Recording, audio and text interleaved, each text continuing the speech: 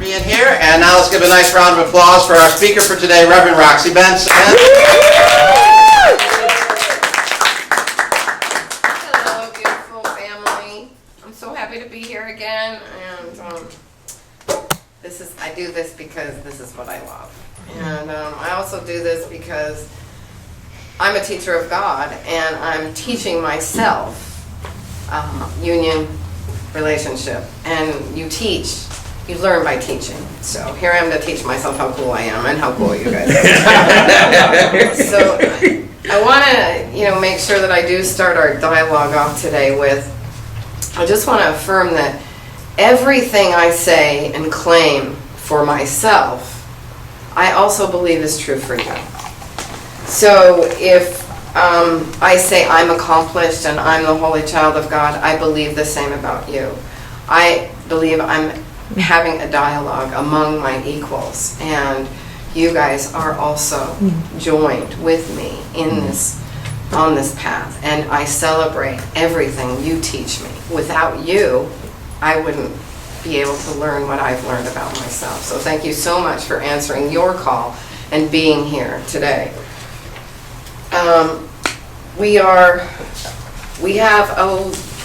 Answering this call and being called by Jeshua to come together and be in relationship can only happen now. It can only happen in the present moment, because that's where God is.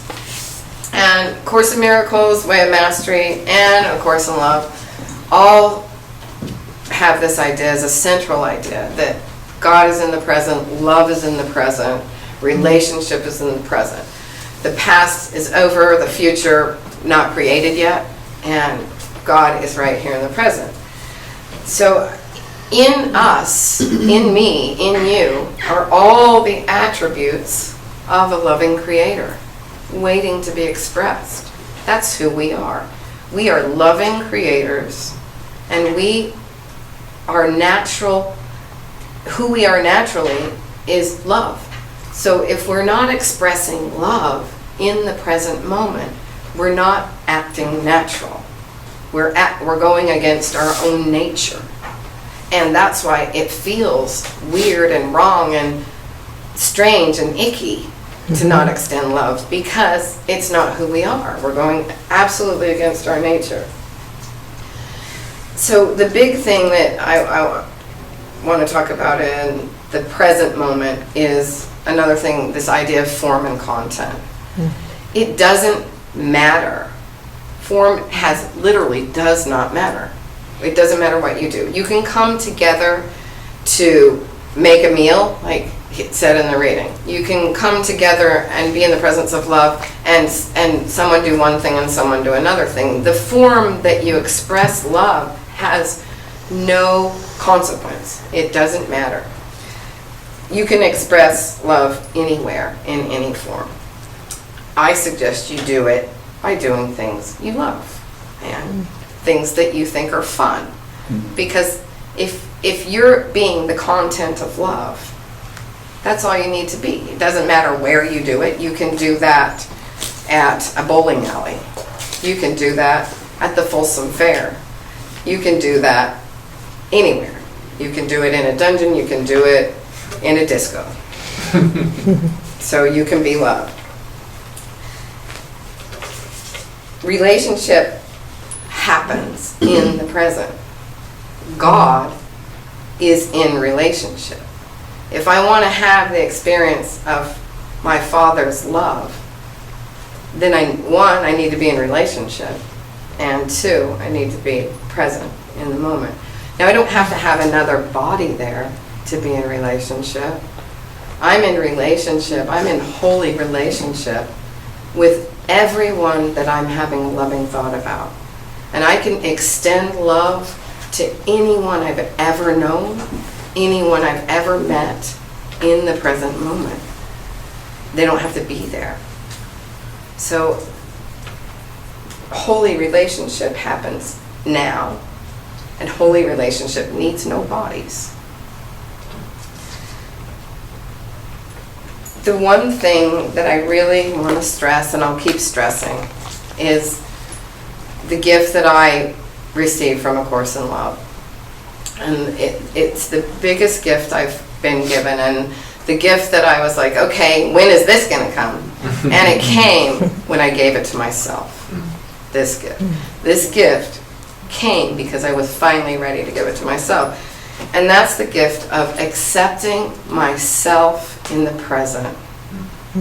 Accepting myself now, not some idealized future holier self that I think will have arrived after I finish the, do the Course in Miracles workbook for the 73rd time, then I'll be acceptable. Or it's not the future self of, maybe when I finish, if you're waiting to become ordained, that future self will be acceptable. Or it's the future self that doesn't get angry, or the future self that doesn't have emotions that we've judged as wrong. It's accepting that all of that is acceptable. There's nothing unacceptable about me. And there's nothing unacceptable about you. There never has been. Ego outbursts, acceptable, innocent, neutral. Egoic behavior, acceptable, innocent, neutral.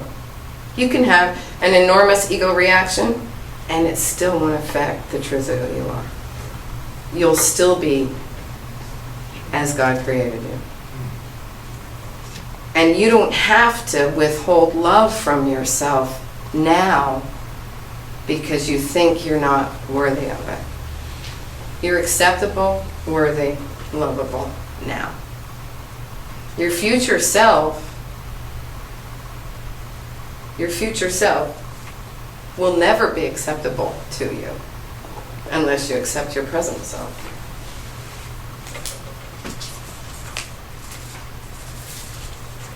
Anything that we want to have done, healing, relationship, God, connection, guidance, it's all going on right now in the present. We heal past wounds in the present moment. We heal our relationships in the present moment. And when we come together with one goal, one purpose, and the only goal is to be the presence of love, when we come together with that purpose, the energy, the expression in that relationship, that's God. That's where God is. God is in the expression of love in relationship. He's not a white Republican. Sorry. He doesn't even have a gender. God is love expressed in relationship. When we put aside our judgments, when we put aside our separate interests, and we decide to join with a brother for whatever goal you want to have, doesn't matter what you do, what the form is. If your content is, I want to join with this brother and express love's presence, then love's presence gets expressed. And that is a holy instant, that's joining, that's God, that's relationship. So I'm going to ask you to accept who you are now, not who you want to be. Because who you want to be is already who you are. If you want to be a teacher of God, your spiritual self, your self-actualized self, you want to be Christ consciousness, you already are. So why wait to have that realization? In Course in Miracles, Jeshua says, why wait for heaven? Why? Why are we waiting? Why am I waiting to love myself when in the future? Would God do that? Would God say, I'll love you after you do A Course in Miracles. I'll love you if you do the lessons right. I'll love you if you don't forget on the hour, every half hour, to do this lesson. I'll love you then. But we tell ourselves we'll love ourselves then. We'll love ourselves when we do whatever it is we think needs to get done. But that's just the ego. And remember, everything that ego has ever said to you is a lie. All of it, 100%. It never tells the truth. A lie can't tell the truth. So the ego is a lie, so a lie can only lie. So non-acceptance of self is what separates us. That's what feels painful. That's what feels icky, is when I'm not accepting myself. If I'm coming from what Jesus tells me is the truth about me, I'm an idea in the mind of God who has not left its source, and I am still as God created me. If I accept that, then I have a healed mind, and a healed mind can't suffer. He tells us in A Course in Miracles, in no uncertain terms, healed minds cannot suffer. So I only suffer. My only suffering comes from questioning my worth or my identity. If I question my worth, if I'm withholding love from myself, then it's painful. If I'm not withholding love from myself, then I'm not withholding it from you. Because if I'm in self-love, I'm loving you too because you are me.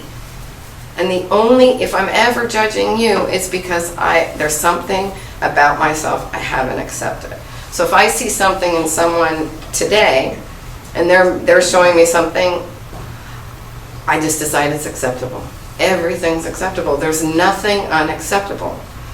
Course in Miracles, he says, and this is one of my favorite quotes, "What could you not accept if you but knew that every event, everything that's happened to you," I'm not quoting it exactly, but was gently planned by someone who has only your good in mind. Everything is acceptable. Everything that's happened in my life so far, everything is acceptable. All of it.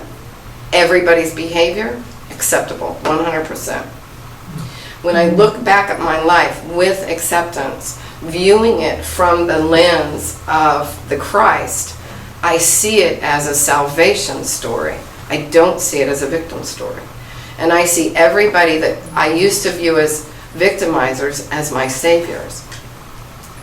Because there's nothing unacceptable. Everything that was given to me I called for so I could learn that I am acceptable, that I am worthy. I was the only one who was ever questioning my worth. I'm done with all that. So, one thing you'll need to do if you want full self-acceptance, it's just a tiny thing, is you don't have to accept the things you don't like. You have to accept that you don't like them.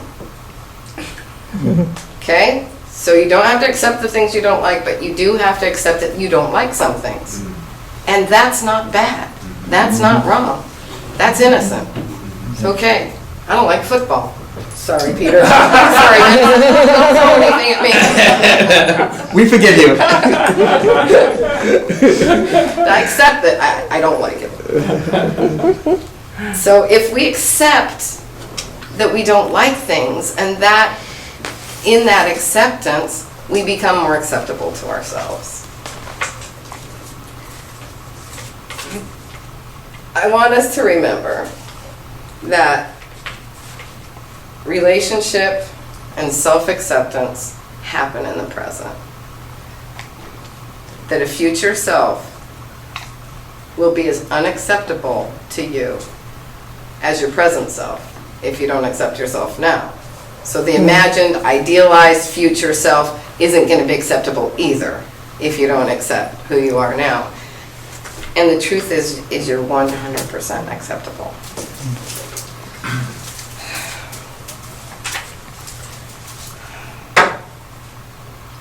God, relationship, unity, acceptance.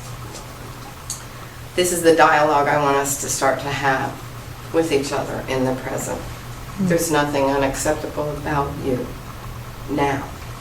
There's nothing you need to change. There's nothing you need to do. You don't have to read another self-help book. You don't have to buy another course book. You don't have to take another class. There's nothing you need to do to be acceptable. You are acceptable now. You are Christ now. You don't need to learn another thing. All you need to do is stand in the acceptance of your own accomplishment. You are the Christ. You are the accomplished Christ. And so am I. So once we're in that place of, okay, I'm cool, I'm acceptable, all right, God, let's party. There's a couple questions you can ask God. Where would you have me love? How would you have me love? And who would you have me love? And from that place, you show up. Here I am. I'm here to love. I'm here to extend love. Because that's what I am. I am God's extension of love. I am in this world. I am on this planet. I am in here only to extend the Father's love. That is who I am. And if I'm doing that, I'm being who I am.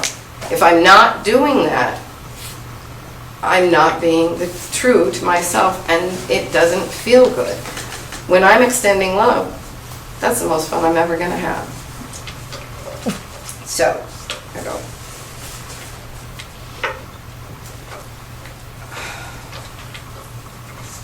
My last thing, I just want to remind you of who you are. You are Christ. And all you need to do is own it. And I'm going to be here to remind you how cool you are, how lovable you are, how acceptable you are. Thank you.